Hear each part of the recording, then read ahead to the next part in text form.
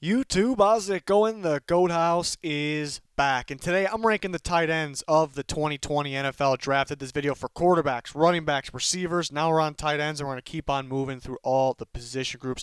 All kinds of NFL draft content. It's really going to start to heat up leading up to the draft. 10 days away, all kinds of content on the way. And we'll be live during the NFL Draft, April 23rd, right here on YouTube, live streaming it, instant predictions, reactions, all of it. So hopefully you can join us for that 50K sub goal by the draft. Please sub to both of our channels and follow our Twitter. All kinds of NFL talk there. If you don't follow that Twitter, you're missing out. Link down below for all of that, including our podcast. 7 episodes out. We're on Apple and Spotify. So who leads each of the categories for the tight end group? Hans. Went with Thaddeus Moss from LSU. 0 drops this year, and we see the spectacular catches on the sideline. Great body control to go along with it. A couple guys that could have been put in this category, top of this category. Went with Moss, though. For speed on tape, speed on the field, I went with Hunter Bryant. Yeah, the combine may say otherwise, but matching up those combine numbers with the tape, doesn't match up, I should say, for the most part with this tight end class. But Bryant was fast enough at the combine. He's sneaky fast down the field, more of a threat down the field because of it. So I went with Bryant based on what's in the field to play, I guess. The best contested catcher, I went with Cole Kmet. See him pluck the ball out of the air. Go up and catch the ball over somebody. The sideline grabs as well. Seen a couple one-handed grabs. Yards after the catch, C.J. O'Grady from Arkansas. He's a beast in this category. There's a couple more you can put on in this category that are pretty good, but O'Grady he's got the vision, but he breaks so many tackles. He doesn't look like a whole bunch, but it's a tough dude to bring down. The tight end from Arkansas. Blocker, going to go with Adam Trautman. It's tough because he didn't have to block the best competition. But when he showed up at the Senior Bowl, Adam Trautman from Dayton was pretty impressive there. Just all-around blocker when asked to block and pass protection, run blocking. Slot one, Hunter Bryant. Quite a few guys that can play in the slot, but Hunter Bryant plays a good amount in line as well. But I think he's the biggest threat in the slot. The best route runner is Josiah DeGuara from Cincinnati. I think that's the easy choice actually there for the better route runner. Just looks like a receiver almost the way he runs his route. Great footwork, knows how to get that separation.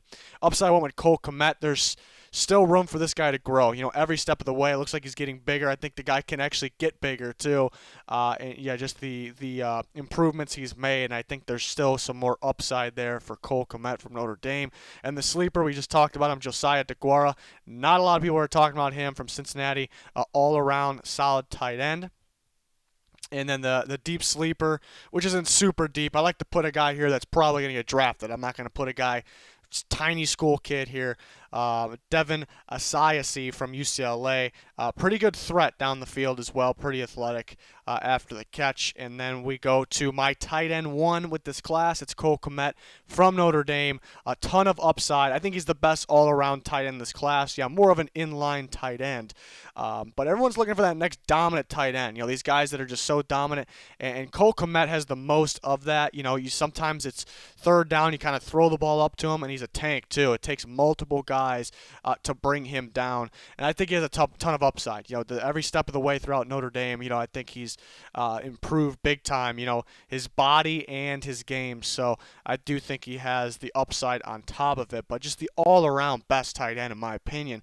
Why you would pass on him? Maybe you don't think he's a fit of what you're looking for. Maybe you want more of that athletic type. Maybe you want a guy that's going to play in the slot more and be able to gain more separation against the slot corners, the linebackers, because Kmet's not going to gain ridiculous separation, but he'll catch over the guys. But I do have a second-round grade on him. No tight end with the first-round grade, but I do like the upside of Kmet should go in the second round. Number 2 is going to be Hunter Bryant, so a little bit different type of tight end, even though he could play in line. He can play in the slot, play in line, but he's almost he's one of those new school type tight ends. It's almost like another receiver out there. Receiving ability is top notch down the field. The closest to looking like a receiver maybe in the tight end. Can play, like I said, can play inline, can play slot, big playability down the field. Could be that home run hitter down the field after catching the ball or just catching the ball in the end zone. So second round grade for him. different type of tight end than Cole Kmet. People will be looking for a guy like Hunter Bryant. But yeah, if you're looking for more of the pure inline type or the more guy with the more strength, more build, then maybe teams may be passing on Hunter Bryant for somebody different. Number 3 for me is going to be Thaddeus Moss. We talked about having the best hands in the class. 3rd round grade. I think he'll go early 3rd. Best hands. Balanced all-around tight end. He can play. He's going to play in line. He's going to be able to block. He's going to be able to go out and catch the ball. I think he has a ton of upside too, because that NC State didn't do a whole bunch. Kind of the first year playing. With a solid team, solid offense here, and so he doesn't have a whole bunch of reps, so that could mean some upside there as well. And then we've seen him break out this year, and he's the son of future former great Randy Moss too, so I guess that helps that case. Why you would pass on him? Yeah, maybe you only think he was good because he was in that specific system. Not a huge negative because you would think you believe your system's good enough. But yeah, lacking the experience, maybe you're just more confident in one of the other tight ends. Maybe you want more of the, even though he's athletic enough, maybe you want more of those athletic freaks for the slot. Number 4 is going to be Josiah DeGuara from Cincinnati. I'm going to be higher on him than I think anybody. Nobody's really talking about DeGuara. Just does everything. He can do everything you ask him to. The reason he's not getting talked about enough is because, yeah, he's a little on the shorter side. He doesn't have that freakish size. And that's really the only negative. And the guy can play. Just a great route runner, knows how to get the separation, always open downfield in the middle of the field. This guy's going to come in there. He's going to be able to block. He's going to be able to get open. He's going to get the ball. And I think he could be a potential fullback option as well.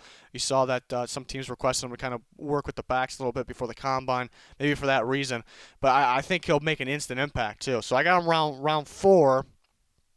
And again, the only thing he's lacking, I guess, is that length and size. So very good tight end, not getting enough talk, definitely a sleeper. 5th tight end is Adam Trautman, who maybe I'm a little lower on than everyone else. So a lot of people have him tight end 1 or 2. I just worry about who he played against. It's not a big weakness. It's not his fault who he played. But you see these moments where it's like a man amongst boys out there, but it's going to be a huge step to go from there to the NFL. It's Dayton. It's actually a pretty big school, but just the level of competition this year just was not there. So it's gonna be a tough transition. Going to the NFL. But he did dominate. You like to see some dominance out there. That's great. And to be an all-around balanced tight end too. You've seen him being able to block, pass protection, run blocking, and then making those contested catches. I just worry about the adjustments. It's just not going to be the same. Combine was a little underwhelming in my opinion as well. I just expected a lot more in drills and in the timing drills as well, just all around. But solid 4th round option. Probably will go earlier than that because of the upside. And then the remainder of these tight ends, I got Bryson Hopkins at 6, and him and Harrison Bryant are kind of in the same boat. Maybe why they're not in the top 5, it's because of drops. They've had quite a few drops. I think both of them dropped the ball 8 times each this year, so you don't like to see that. Your tight end, you're not going to go to a million times a game like your receiver. When you throw it to him, it's kind of that sneaky play. You need him to be sure-handed, so that's going to drop those guys a little bit, but then they have those flashy plays, those freaky plays. Bryson Hopkins, really good after the catch, finding the lanes. What I really like is when he catches the ball, it's automatically, let's turn up, let's get upfield. It's pretty quick, and that's something we're missing from a lot of tight ends, so that's, I think, unique about him. He can make that crazy catch or drop the ball. Harrison Bryant's unique because he's kind of built like an inline guy and can play in line, but he plays in the slot a bit, and he's pretty freaky. Didn't play the greatest competition, but pretty freaky playing there. Just got to catch the ball and want to see him against the better competition. Albert O from Missouri, who had that crazy 40-yard dash, doesn't really match on tape. Not saying he's slow, it just doesn't really match. He's ridiculous down the sideline, though. I think he'll be definitely a factor in the red zone. He was much better when he had a decent quarterback, good quarterback in Drew Lock. But I like him around 5. C.J. O'Grady, who probably would go a lot higher, but some off-the-field issues. And off-the-field issues is one thing, but then he has the moments where the coaches, aren't really thrilled with him and almost have to kick him off the team. So, or do have to kick him off the team. So that's what you don't want to see, and that's what other coaches don't want to see. Will he get along with us? So that's the question. But he's pretty good. He can get open, and he's ridiculous after the catch. So it's kind of a sneaky guy, probably better than where he's going to go, based on the off-the-field issues. And Jared Pinkney's an underrated one. You look at the combine, most people will tell you he did not have a good combine, and I would say that's kind of true, kind of false. And the reason that would be is because, yeah, just the athleticism, you wish there was more there. Didn't test extremely well. But you look at the drills where they actually kind of play football, I thought he was very smooth, and that actually shows up on tape. You know, he's not the quickest route runner, doesn't have the quickest feet, but it's all smooth. He can run routes, and he can make that contested catch. So, yeah, you're lacking some of the athleticism, or even a little bit of it, and that's what's concerning. But I think a smooth, you look at the gauntlet drill at the combine too. I thought he was the smoothest one in the drill, and he's not going to be the flashiest, but and had a pretty good career at Vanderbilt. So he's going to be number 10. And if you want to see more of the tight end rankings in basically all of them, all of the position rankings early in one page and more, you get more bonus content. You can go to patreon.com/GoatHouse, or you can go to the YouTube membership link. There's links for both of those in the description. You get everything early, and you get a bunch of other stuff as well. Everybody will have access to the full rankings, and those will release the day of the draft, and there'll be a link for that for everybody. But yeah, if you just want extra Goat House, that's where you go. Just doing top 10 rankings for these tight ends today. That's going to do it, though. We're going to go through all the position groups. Got plenty of mock drafts on the channel, plenty more to come, plenty of extra draft videos on the way as well. Live during the NFL Draft Day 1. Hopefully you can join us for that. Please subscribe to both of our channels, follow us on Twitter, and check out that new podcast. That's going to do it for this one. Thanks for watching. Goodbye.